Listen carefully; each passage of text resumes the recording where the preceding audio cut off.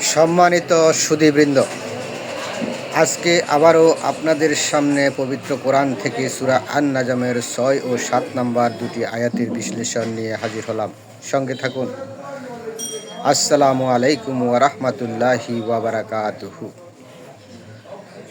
জিবরাইল আলাইহিস সালাতু ওয়াস সালামের মহাপরাক্রমশালী রূপ এবং উচ্চ দিগন্তের সেই দৃশ্য, the supreme power and the grand horizon, ওহী নাজিলের ধারাবাহিকতায় সূরা আন-নাজমের এই পর্যায়ে আল্লাহ তাআলা ওহী বহনকারী ফেরেশতা জিবরাইল আলাইহিস সালাতু ওয়াস সালামের অসীম শক্তি এবং তার আত্মপ্রকাশের এক অভাবনীয় বর্ণনা দিয়েছেন।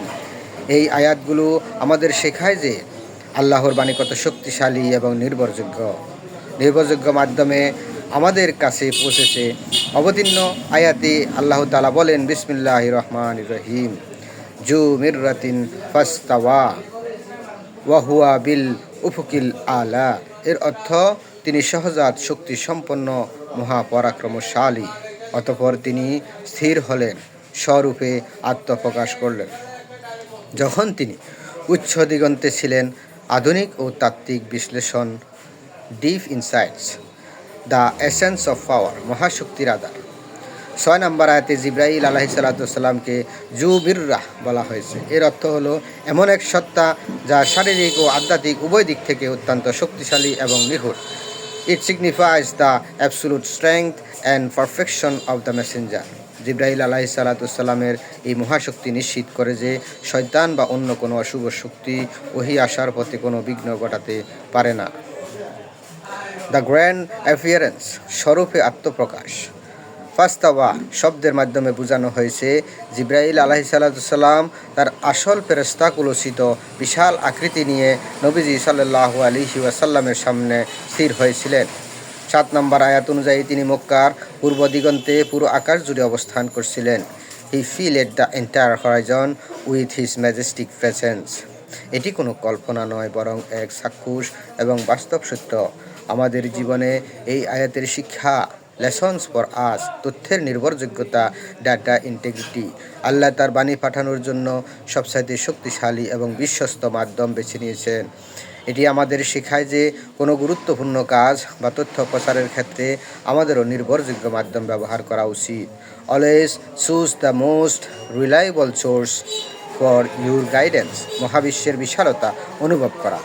এই আয়াতগুলো আমাদের ক্ষুদ্রতা এবং আল্লাহর সৃষ্টির বিশালতা মনে করিয়ে দেয়।